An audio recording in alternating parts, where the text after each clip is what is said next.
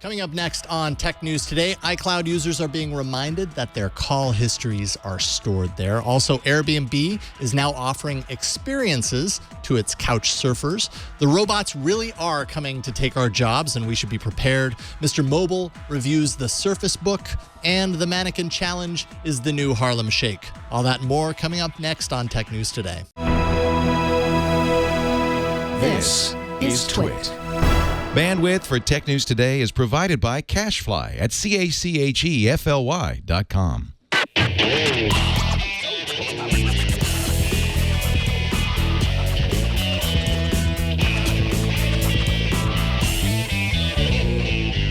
This is Tech News Today, episode 1644, recorded Thursday, November 17th, 2016. This episode of Tech News Today is brought to you by Epson's new EcoTank printers. With Epson's line of SuperTank all-in-one printers, you can print thousands of documents without running out of ink. EcoTank is loaded and ready to print when you are. Visit epson.com/EcoTank to find out more. And by ZipRecruiter. Are you hiring? With ZipRecruiter.com, you can post to 100-plus job sites, including social networks, all with a single click. Screen, rate, and hire the right candidates fast. Try ZipRecruiter for free at ZipRecruiter.com/twit. And by Tracker, a coin-sized tracking device that pairs with your smartphone and keeps you from losing your most valued possessions. Visit thetracker.com right now and enter promo code TNT to receive a free Tracker Bravo with any purchase. Welcome to Tech News Today. This is the show where we talk about everything in technology that you need to know, and we are the artificial and intelligence of tech news. Wait a minute. Which one were I called myself artificial and you intelligent. That's okay. We're both very Artificially smart. intelligent? Yeah, artificially intelligent. In some ways, that kind of seems true, at least in my case. Yeah, maybe we can prove ourselves wrong. Yeah, let's do it today. Okay, well, many iPhone users have a serious love-hate relationship with iCloud, and one of the things people hate is how it handles personal information. Now, for most of us, iCloud privacy is just fine, but for whistleblowers, activists, and others who require the highest level of privacy, some of the actions that iCloud takes with our information is not acceptable. According to The Intercept, once you enable iCloud, Apple will automatically send your call history to the company's servers. Now, Russian digital forensic firm Elcomsoft says that in many instances, the data gets uploaded without you even knowing, and it's stored for up to 4 months. Apple has responded with a statement saying that they offer iCloud syncing as a convenience to you, and that they recommend that you use strong passwords on your Apple account and two-factor authentication. So device information is encrypted, but iCloud is not. So the information that's uploaded includes all calls made, phone numbers, dates, times, duration. So you can disable this. They say it's... Can you disable it? That was one of my questions. You can disable backup and sync. Okay, so you can disable backup and sync, but you can't disable specifically backing up and syncing call data. No. So if you're doing iCloud backup, it's going to do that. Like, that was the main problem that I had with this. Like, Apple does say on the support page that call history is synced to iCloud. So at least you know that. They could probably do a better job of detailing what exactly that is, what it means. The fact that it's who you talk to, missed calls. It's literally everything. And like you said, for 4 months. So maybe they could do a better job of detailing that. But if you opt into iCloud backup, they've already told you that call history is backed up there. I think the weirder thing, or the thing to kind of be concerned with here, is that so many things are backed up to iCloud that you might have thought were protected in other ways. For example, iMessage is backed up to iCloud, and iMessage is encrypted end-to-end. So that gives you this false sense of security that, my messages are encrypted end-to-end, so I really have nothing to worry about. Well, it turns out when it's uploaded to iCloud, it's actually not protected in any way. So that really only protects you in the transfer, between you and one other person of that message. But then it gets sent up to iCloud, and it's fair game. Right. Well, when we become whistleblowers, if someone gives us something to blow the whistle about, maybe we won't use iMessages. I mean, you and I can't use it anyway because you're on an Android phone. But yeah, you could use something more secure, Telegram, there's a Wire. lot. Yeah, there's a lot of other ones. Signal is another one. There's a lot of other ways to do this. But maybe a little bit more clarity from Apple, and maybe just a little bit more control, right? Like, just because you're backing things up to the cloud doesn't necessarily mean that that you want to back everything up to the cloud. So I don't know, Apple, give a little bit more control to users to say, this is cool, this I don't need, this I really don't want to go up there for obvious reasons. Well, it is all disclosed in the Apple security white paper. Didn't you read that? Totally, top to bottom. Airbnb is moving beyond its simple couch surfing roots to become a platform of sorts, offering up experiences to its users once they get to their destination. Travelers would be offered the option to take tours, visit events, take surfing lessons, train with long-distance runners, take lessons from samurai masters, just to name a few. The sometimes days-long experiences are actually created by Airbnb hosts who are, in many ways, experts of their own areas, and most experiences currently cost less than $200. I don't know if that's going to remain the case. I mean, a lot of these things are kind of exotic, and I'm pretty certain that the cost for the actual things isn't included in this. You're kind of paying for the advice, you're paying for the insight, and all of the direction, over the course of 2 or 3 days. But I think it's a really interesting way to broaden Airbnb's offering, especially considering the fact that they've met with some challenges in certain areas as far as the couch surfing aspect of the business goes. Well, yeah, they partnered with Detour, a company called Detour that was started by the founder of Groupon, and they do city audio tours that you can download on your phone. And I remember researching it, and it sounded great, but it was kind of pricey. Like, it wasn't, it was something that it's like, oh, well, I would totally do that city audio tour if it were free, but it was expensive. And I'm guessing a lot of this stuff is going to be kind of pricey too. But one tip that I have, if you have an Apple TV, I use the Airbnb app on the Apple TV, and it's amazing. I mean, maybe there's a Google Play that you could like Chromecast to your TV, because I know if you're looking for an Airbnb like with your family and you're all huddled over the computer. I was going to be like, why do you do it on the Apple TV? Because it's like, it feels like you're there. It's sense. Huge. I mean, you might do it on your Daydream View, so you would feel like you're there. Then it would be just me. Yeah. And, my family couldn't see it. Right. Well, yeah. But I mean, if you want to feel but like I'd you're be there. Yeah, you would if you're looking by yourself. But yeah, it's a great use of that because it's big and you can all like see what you're looking at and everything. I also think there's so much involved here, like so many things that makes Airbnb kind of sound like they could become Westworlds. And that's my obligatory Westworlds. There we go. Get another little reference in there to get me to watch it someday. We'll see. We'll see. I'll get there someday. Well, it feels like it is getting a little more dangerous out there for people with varying viewpoints. At least it feels that way on social media. BuzzFeed reports that research by the Anti-Defamation League says anti-Semitism on Twitter is on the rise, especially for journalists. And now the ADL has published its recommendations for how Twitter, Facebook, and other social networks should address the rising harassment. Platforms need better reporting tools, better response rates to reports, and significant investment technology that fights harassment.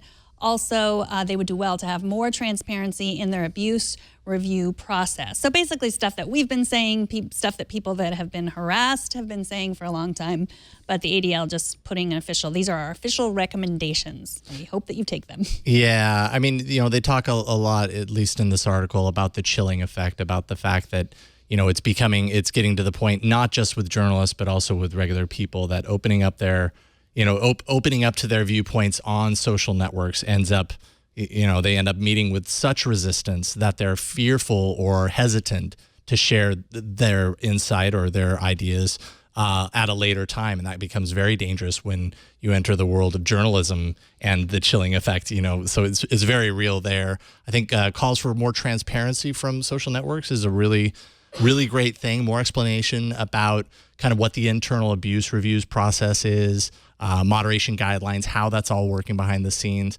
I think the big challenge for Twitter and for social networks in general is just, walking that fine line of determining what they deem as unacceptable. And we're starting to see that a little bit now. Like you said, Twitter has made some, has booted some people off the service. And in doing so, I mean, the risk that you take when you do that is that you end up taking what may have been an objective-free service, and you start being perceived as having some sort of a political lean. And I don't know what the potential or the damage that could place on a service like Twitter. But I understand why they're doing. I understand the reasons behind why they're doing it. But it's a fine line, and there's risk involved. And there's money involved. I mean, this has to do with the bottom line. It takes people or really excellent algorithms to be able to work at the speed at which these messages are coming in. You just can't spend a lot of time thinking like, oh, is this free speech? Is this? And that goes for Facebook and Twitter. And I mean, I can't buy the blaming the algorithm. That's what I keep hearing. I mean, Jack Dorsey had to do that today. There was an anti-Semitic ad that was shown on Twitter, an advertisement, and he said, "Oh, I'm sorry, that was a faulty algorithm." It's like people are behind those algorithms, and at least he said he's sorry, I guess. Well, and I think hopefully what they're starting to realize is that the algorithm is not the be all end all, and. I don't know. I think they're being forced to do that. Another thing that the ADL calls out here, which I think is great, is creating new laws that cover kind of current cyber abuse practices, things like doxing, things like swatting, and creating laws around that, which I think is a pretty positive recommendation. The Raspberry Pi, by the way, today's show is not all bubbles and balloons and everything. We got a lot of crazy stories today. The Raspberry Pi could be used for oh so many things. On one side of the scale, a mega emulator of all of your favorite arcade games. On the other, I don't know, a key-sized dongle that intercepts unencrypted web activity and logging credentials in 30 seconds, even on a locked machine with password protection. Joy.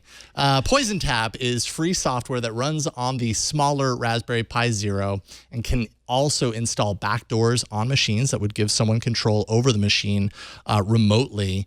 Basically, when it's plugged into a locked machine, PoisonTap attacks the browser cache with malicious code that persists after the device is removed. It's basically looking for an open browser window in the background to kind of channel through and inject code and ultimately basically give it full access. Well, you're already giggling, but I wanted to tell you that you need to turn that frown upside down because this is good news. The good guys found this before the bad guys did. I mean, this was just a white hat hacker finding something and proving that it existed. And proving that it could happen. And so that it can be fixed. So this is good news. Thank you for turning my... I mean, I did have a smile on my face, but that's just my way of dealing. That's just how I deal. It was the laughing, crying emoji. I saw it. Yeah, I was crying inside. This fun fact, PoisonTap was created by security researcher Sammy Kamkar. He is also the creator of the Sammy worm that took down MySpace in 2005. Oh, that was a fun fact. That was a fact that was fun. It was. Mozilla launched Firefox Focus today. That's a new iOS app for iPhone and iPad that calls itself the browser for privacy so that you can, quote, browse like no one's watching. Personally, I think you should always think that someone's watching you because they probably are. But Focus does let you block online trackers, lets you tap to erase pages that you visited, makes it easy for you to get rid of cookies and passwords from your device, so you can browse for presents for your wife without her knowing. That's what you would do if you didn't want people to know where you were going on the internet on your phone. It's not the greatest browsing experience. I tried it. I downloaded it on my iPhone. But if you want more privacy, I definitely think you should try it out. It is free. So it's its own browser? Firefox already has its own type of private browsing feature. It's not, calling it a browser is probably a little bit of a stretch. You type in, there's no bookmark feature. You type in the address and then you go there. And then if you want to do other things, you can integrate with Safari. So you go to, you can go to Safari. You'll have to let Safari allow content blockers to use it, which, you couldn't always do in iOS. I think it was iOS 9 when you could allow content blockers. That's when they started to allow that. So you'll have to do that, but you only have to do it once.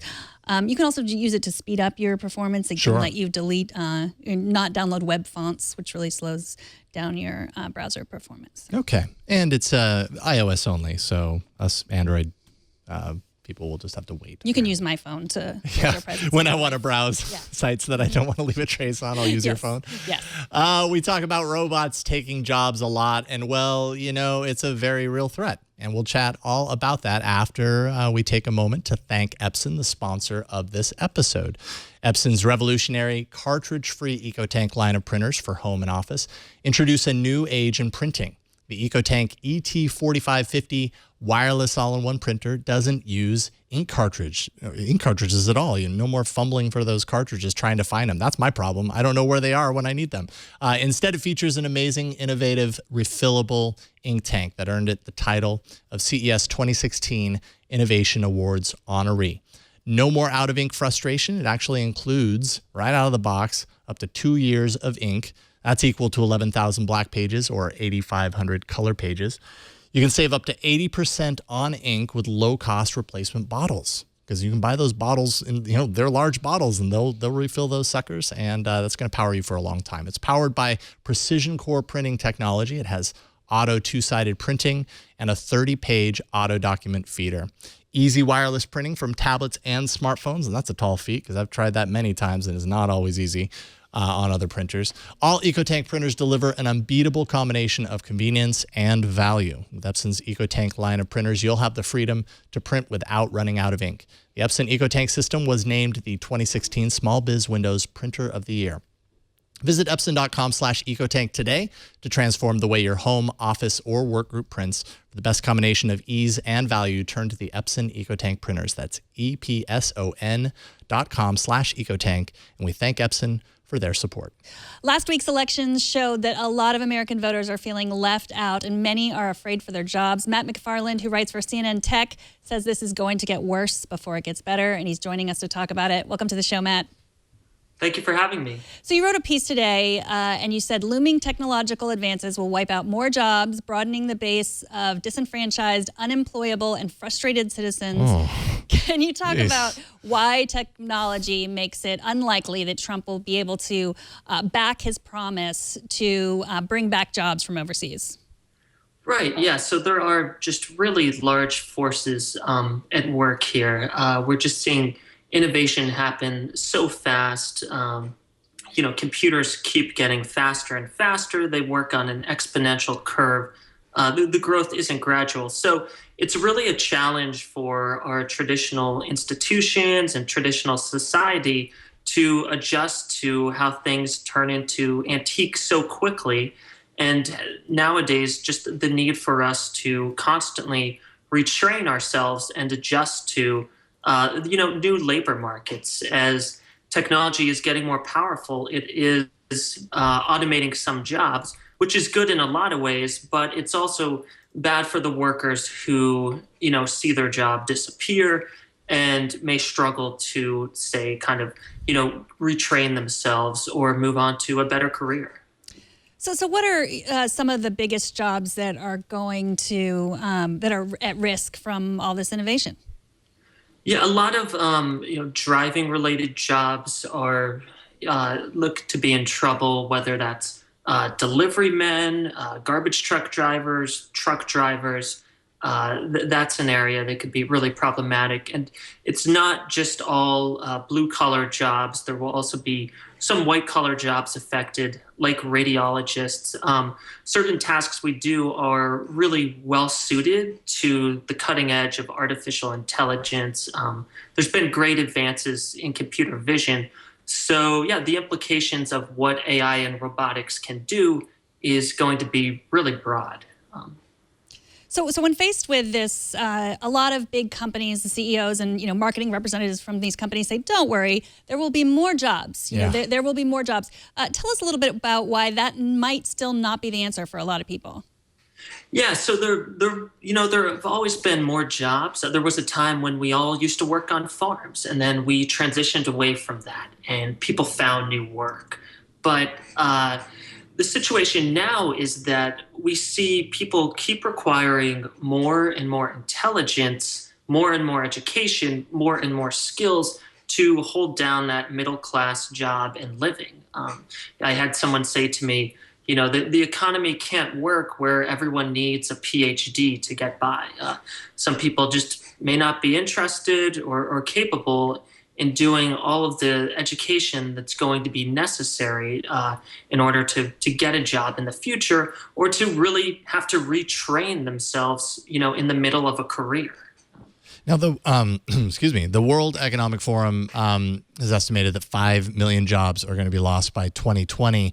What can somebody, I mean, especially when you're talking about these certain areas that are particularly at risk of being affected by this, what can people that are in those positions do to protect themselves from this? Is it as a blunt force sort of solution as just get a different career and do whatever it takes to do that? Or do you have any suggestions on that regard? Well, I think it's good to look into potential retraining programs, and also to think about the type of work you do, and is it something that a machine could be doing? I think just keep an eye out, understanding your industry and your world, and seeing have computers started to impact this? Are a lot of people cautioning that that things are going to get worse in your field in terms of employment opportunities? Ultimately, there is a lot of potential for people who can work really effectively with the cutting edge tools.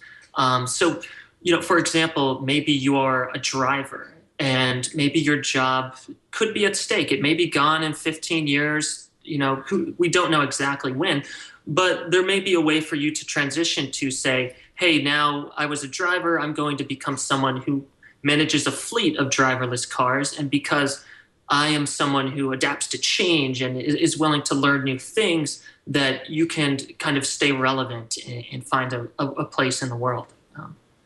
And education is obviously another thing that's becoming more important. It's not enough maybe even to get like just a community college degree. But I mean, I hear a lot of anxiety about STEM. And we need to teach kids STEM. Kids need to be coding. It's a lot of being pounded into our heads. And I am a firm believer in technology. I love it. But what about like all the ethics? Like what about teaching kids philosophy and the humanities?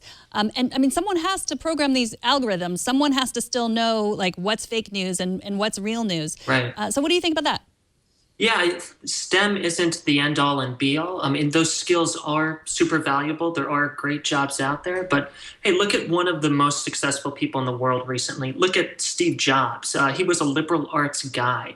And yeah, the world isn't all just about, being really good at STEM. You also need, interpersonal skills, just having that kind of emotional intelligence and understanding the arts and things is super valuable. Some people talk about not STEM, but STEAM, in which you basically add an A for the arts into the acronym. So. A lot of people in Silicon Valley and elsewhere as well have been murmuring about universal basic income. It's not really a tech topic, but it really is something that people are looking more and more towards as we have more and more automation, more and more robots stealing our jobs, which is no longer as funny as it used to be. Can you talk a little bit about what universal basic income is and explain a little bit about why you think it might or might not work? Yeah, so the idea has been around a while, and essentially with the universal basic income, you would pay every citizen in your country a regular stipend. So every month you might just get $1,000 or $1,500, and the idea is to give this money to people so that we guarantee a certain standard of living, and so that they can really pay their bills and find kind of a meaningful life and provide for themselves. So it's been floated by a lot of people and suggested that, hey, one day we're going to need a universal basic income. The question is, how will it work? Can we make it work? And there are a lot of questions there. We haven't seen anyone really pull this off on a large scale, but there are some pilot programs being struck up around the world. And it seems to be somewhat of a promising solution, but it's unclear how we would pay for it, where the money comes from, and also how we prevent against making sure that everyone doesn't kind of become a slacker or just freeloading. We still would need some people to work to drive the economy. Mm-hmm. So we can't all just disappear into our VR goggles and call it a day? Yeah, unfortunately not. Not yet. Well, Matt, thank you so much for writing this piece on CNN and for coming on to talk to us about it. What's your beat on CNN? Yeah, my beat is innovation and transportation. So yeah, there's a lot of exciting stuff happening there, and yeah, I love it. So. Right. Well, thanks, Matt. Matt is at Matt McFarlane on Twitter, and you can also find him on CNN on the web. Thanks so much for joining us. Thank you, Matt. Thank you for having me. All right. Have a great night. All right, Pat from Vancouver, British Columbia, wrote in to ask us to mention the Capitol Hill hearings on IoT and internet security. Security researcher Bruce Schneier called it, quote, the internet of dangerous things, saying that these aren't things with computers. These are computers with things. Seems like kind of the same thing, but it's actually very different. In other words, a car is actually a computer that has 4 wheels and an engine attached to it. He offered 4 truths in the world of computer security. He said, number 1, attack is always easier than defense. Number 2, the more we interconnect things, the more vulnerable they are. So the more interconnected things, which is what IoT is all about, the more vulnerabilities that exist there. Number 3, the internet is empowering would-be attackers, and attacks scale as a result of that. And then number 4, and this is a big one, low-cost IoT devices aren't secured in the same ways that more expensive ones are, because the economics just don't scale downward. We're asking this question on this show about, like, well, why don't they just build think about security better? And I'm sure there are ways to do this, with budget in mind and kind of those low cost economics in mind. But there's less incentive to say, have this really inexpensive IoT device be updatable, or have a password that can be changed or whatever, because, all that kind of stuff, all that complexity actually drives up the cost in some ways. This afternoon, earlier today, I was sitting in my kitchen, and one of my kids said, "What is that thing?" And I looked up, and it was this internet-connected device that someone had sent for me to test, and I hooked it up and then completely forgotten about it. It was to test the humidity in my house, and I looked at it, and I immediately disconnected it because I was just like, "What? There's no way that, like, knowing the humidity in my house is more important than my your life, right? Improving my life, or more important than my security." Like, right. I don't know, very much about this device. It's just one of those moments where it's like, oh, yeah, I am falling for this too. Yeah, that's a really interesting thing there. Schneier says that before, when it was just Facebooks and Twitters, the internet was about fun. But now that cars, planes, and medical devices are involved, it's actually dangerous. And as such, security should take priority over things like surveillance and that sort of stuff. So I'm really happy that Pat sent in this link. It was a fascinating read and really illustrated like the challenges that we're seeing in IoT and kind of possibly where some of the priorities should be. Mm-hmm. Yeah. So the party's over. Thanks for telling us, Pat.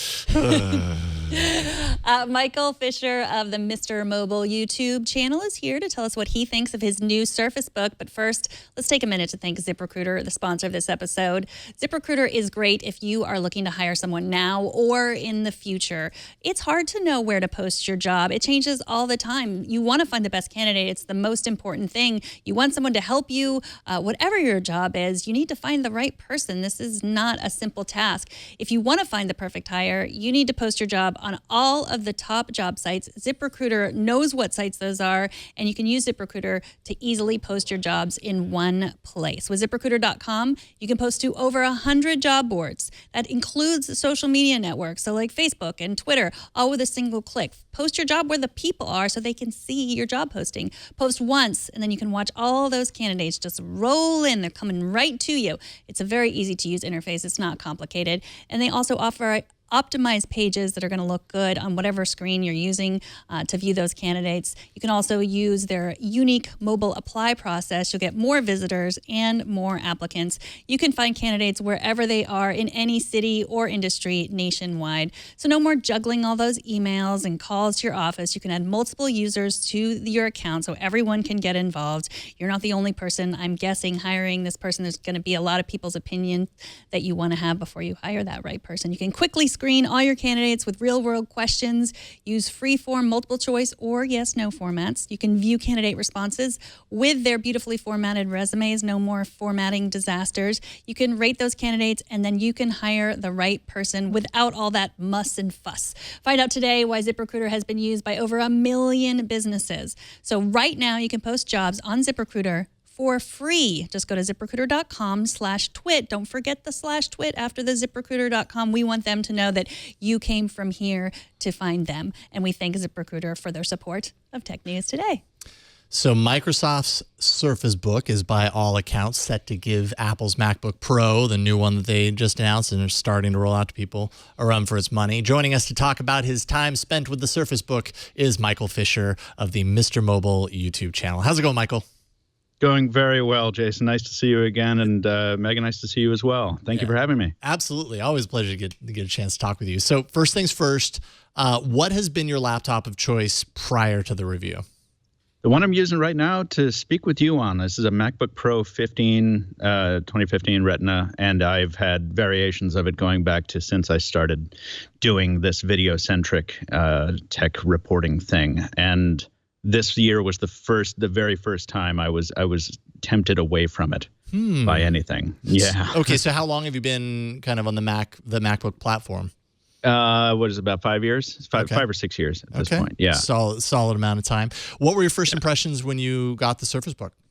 When I picked it up, it was, well, first of all, it was heavier than I expected, which is funny because it's only 3 pounds. It's not a heavy device, but it just looks so space age and futuristic. And I think I had the magnesium thing in my head. I was like, oh, it's going to be this like ultra light, and it's light, but it's not. So, right. But I opened it up and it's just with the fulcrum hinge and like I said, this powder silver, like it just, I immediately fell in love with the hardware, and that really never passed. I just adore it. And I didn't get to use the first gen one, so I want to qualify my statements here. I'm still a little, even though it's been over a week, I'm still sort of honeymooning on this because I didn't play with the first gen Surface Book at all. So take my comments with a grain of salt. But still, I know I saw that announcement, and that was the first time, like you were just saying, it was the first time where, and especially then the next day, Apple had its announcement with the MacBook Pro, and it was the first time in literally years that I've actually considered to myself, like, man, that's like they've done a lot of really great things with this, that and the Surface, the desktop, the Surface Studio, where I'm like, Microsoft is doing some really impressive stuff. So you played around with the Surface Book, you spent a decent amount of time with it. How important is the detachable tablet aspect of the laptop? I think it's important to the story of the Surface Book because it needs to be able to do that thing. I mean, it's so expensive that it needs to have that additional feature set of this detachable pen and the 1,000+ levels of pressure sensitivity and all that kind of stuff to sort of justify it, because otherwise you're just paying for the style, right? And I love that when you push the button, this very complicated electromechanical thing happens within it, that this muscle wire contracts and all this physics happens to make it work. But for me, in my workflow, I don't use the pen very often at all. I sort of had to make myself use it for the purposes of shooting these review videos. I think they'd be very useful to someone else. It's just, I prefer a keyboard. So if I were to buy the thing, I think personally I would, and I think a lot of people would just keep it docked all the time. Also, you get the added power of the graphics processing. The new GPU is in the base, and the majority of the massive battery pack array is in the base as well. So you can't use the clipboard itself for, I think it's about between 2 and 3 hours is all you get.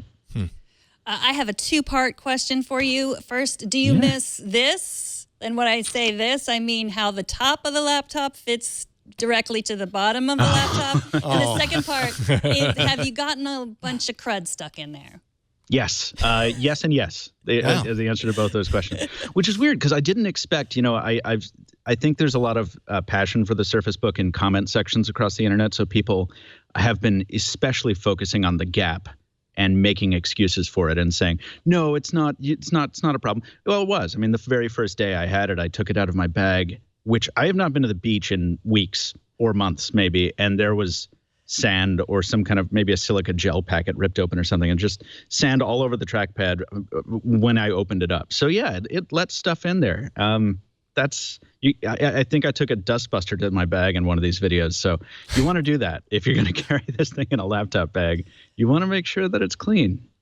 Yeah, no kidding. Good advice. You might, I don't know, get your Surface Pen stuck in there too, so be careful of that. Did the Surface Pen make its way into your everyday use? Like I know with phones with styluses, let's say, if that's not your everyday use case, it ends up just being this neat extra thing that your phone does. Did you find that to be the case with the Surface Book? Not as much as it happens with, say, a Galaxy Note with Samsung, and I think the reason for that is I'll make exceptions if a pen can sort of integrate into the device, but while it is cool that the pen attaches magnetically to the side of the Surface Book, and it's also cool that it comes in the box and you don't pay anything extra for it. It's cool in like 80 different ways. It's way too easy for it to get bumped off of the side of the thing in a bag, and I lost it several times. I have a Surface Pro 4 hanging around too, and I've lost track of which pen is which because I just have to swap them all the time because I'm always losing it. So, you know, I think it's a question of organization. Maybe I'm not the best at that. Don't blame yourself. Don't blame yourself. This is not a you problem, okay? Thank you. I feel better. Good. So, I mean, a lot of what we've been talking about is around the design. What about performance? I mean, how did it perform for you? I mean, I came into it with sort of reduced expectations. You know, Windows 10 for me, I don't have the best luck with it all the time.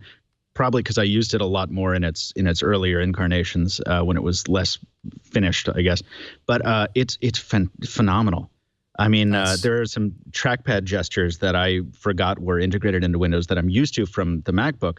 So I just, out of muscle memory, I wasn't thinking. I forgot I was on the Surface Book, and I did a 3-finger up swipe to see what I was running. And it performed as smoothly and as fluidly as my MacBook always does and always did. And that was such a nice surprise that I was able to get used to it a lot faster than I expected, thanks to that performance. So, and I didn't run many benchmarks. My colleagues at Windows Central did. There was, you know, it performs exactly as it should. And I guess the only downside really is that, as I say before, when you pull the clipboard off and you use it in clipboard only, you no longer have access to that GPU. Mm-hmm. I didn't notice any of that in the UI. It was just as smooth and crisp for me, but you know, you can't run things like Premiere and stuff like that with in just clipboard mode. But that's not a disadvantage. Yeah. You know how to run it when you need it. That's attach it. So there you go. Yeah, right. Just throw it on there. Yeah. Anything let you down that you didn't expect, that you were kind of bummed out about? Yeah, you know, I think, and I didn't mention this in my review because there are similar issues in OS 10, but Windows 10 is as good as it is. It still has these weird bugs that are just so. I mean, last night I was trying to watch an episode of Mystery Science Theater to go to bed, which you should do when you're going to bed. It's like the best. And I tried to click anywhere on the desktop, and my clicks wouldn't register. I could click on the start bar, and I was getting all that, but nothing on the desktop worked. And you know, I restarted it, and it was fine. But those little things continue to pop up, like trying to set a default browser also still doesn't work after years. And I always wish that Windows was more finished. But then again, on the machine that I'm using here, the MacBook Pro 15 from last year, it occasionally throws keychain errors at me like once a day that it takes me a minute to get to click past. So, you know, every OS has its own little quirks, and I didn't think it was right to sort of harp on Windows 10 for its own particular bugs, because it is quite good on the whole. Yeah, that's, I think, the most important part. Yeah, they're all going to have these issues. It's just a matter of, is it a mission critical issue for you specifically, or whatever. Right. So for legacy Mac users, is this good enough to woo them over? Is this your new laptop? Like, what is your take? I so want it to be, and it's not. And I'm a victim of ecosystem lock-in. Is my thing. That's a big challenge. It is. And, you know, I'm used to thinking of it on the phone side with app stores and stuff. But really what it is that my workflow is so tied to Final Cut Pro. And Adobe Premiere is what I would use if I switched to the Surface Book. And I just can't get used to it. I'm just not flexible enough to adapt. But I'm serious now. That is literally the only thing that's holding me back. I don't want to buy one of the new MacBook Pros. I know we're not talking about that necessarily, but I resent the omission of all those ports and card slots that I need. And the Surface Book has all that, so it's so much more convenient. I think it's sexier hardware. I know you don't like that term, Jason, but I'm getting over it. I understand what you're saying. I understand what you mean. But, you know, it's so impressive. It's this it's a piece of space equipment, and I would totally buy it. If it weren't for that Premiere thing, I would have bought this already. Yeah. All right.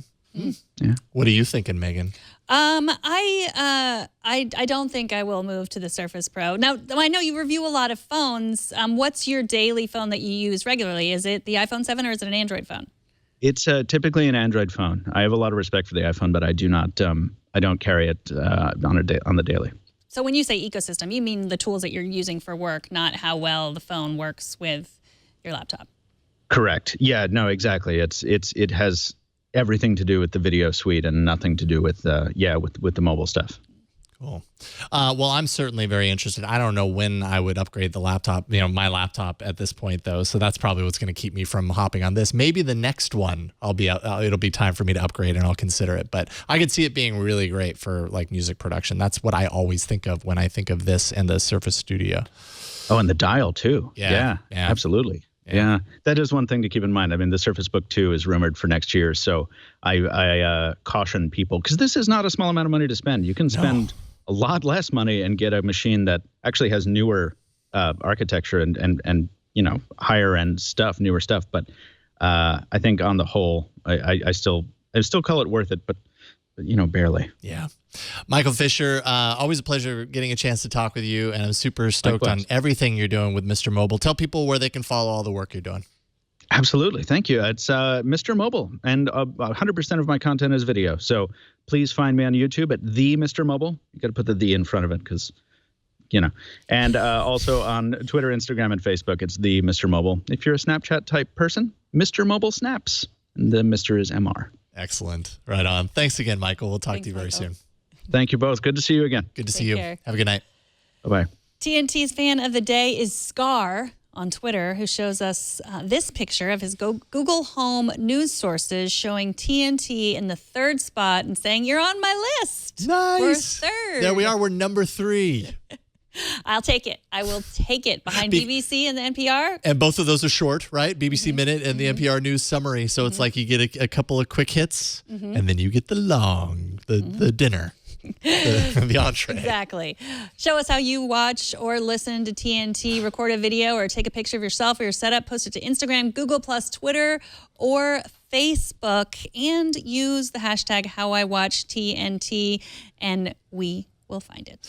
All right, up next, we're going to hold very, very still for a long time. But first, let's take a minute to thank Tracker, the sponsor of this episode. We are all used to losing our possessions. At least I know I am. I'm speaking from my own experience. I'm very good at losing things. Newsweek reports the average American wastes 55 minutes a day looking for things that they own but they can't find.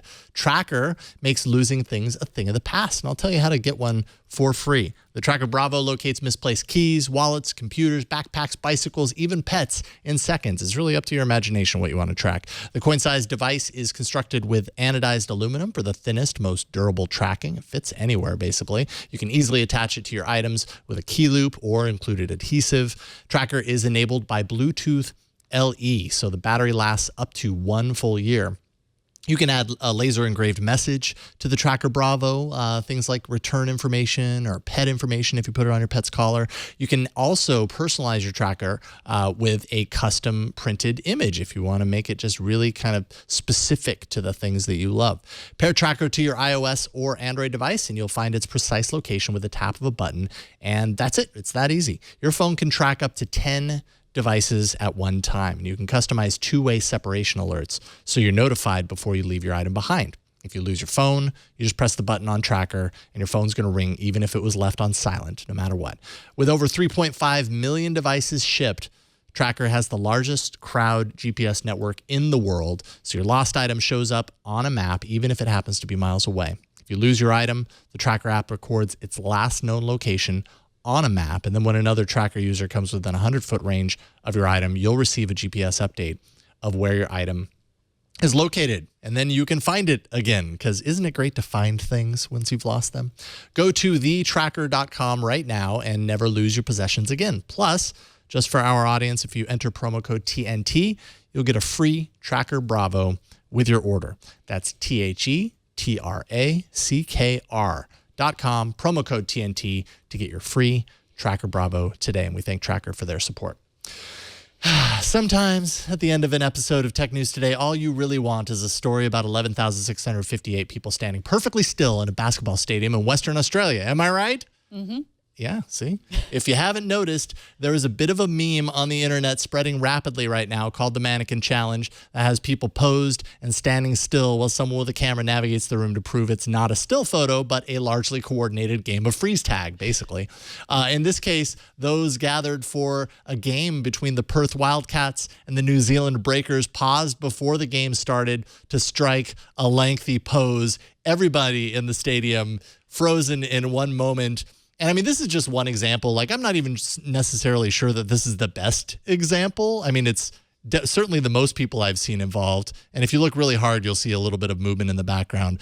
But I love this meme. Anytime I see that, and there people are doing really cool things with it too. People are like telling stories where it will zoom in on somebody and then it will turn and it'll find somebody else in a different position than they were the last time you saw them, and it like tells the story. It's super creative. It's good with the music too, which I almost can't really appreciate it without the music. Is the music in the background? I don't. This isn't the right music. Oh, well, this is the music that they got. Either that or this is on Kevin's playlist. Well, I put in a link also of Paul McCartney doing the mannequin challenge. Although I've watched a lot of dogs doing the mannequin challenge, I think it's a little bit of cheating because, I mean, most dogs will, stay very still if you're like holding a treat above their head. But definitely look at that if you like dogs. Dogs with Cheetos on their heads. So apparently this began in high schools here in the U.S. last month, and it's just it's become like the ice bucket challenge, but with less giving money to an organization attached to it. Okay, here's what we want. Yeah, exactly. Why bother with that? Here's what we want you to do. Yeah, there it is. Is that the music really attached to that one? Is that really? Yeah, that's the proper mannequin challenge. Oh, see, I've only ever watched it muted. Well, this is a whole other Black dimension. Beatles. That's why it's Paul McCartney. And there's the Black Beatles. Okay. Here's what we want you to do. Send us your mannequin challenge watching Tech News Today or listening. Oh, that's good. And post it on Twitter or email Megan at twit.tv or TNT at twit.tv or post it on Facebook. However you can do it with video, because that's what we need. We're not going to believe you if you send us a picture of you in a mannequin challenge. Right. Send us your mannequin challenge. And you don't have to use the Black Beatles music, but although I like it. There's one in a gymnastics, studio or whatever, that is super impressive because, gymnasts just do crazy things anyways, let alone holding those poses like perfectly still. It's such a cool meme. I love it. It brought a smile to my face. And you know what I need? I need smiles on faces. So what you're saying is Bruce Schneier is wrong. The internet is still full of fun and games. I'm saying he's right, and that's why I need smiles on people's faces. Man, this world.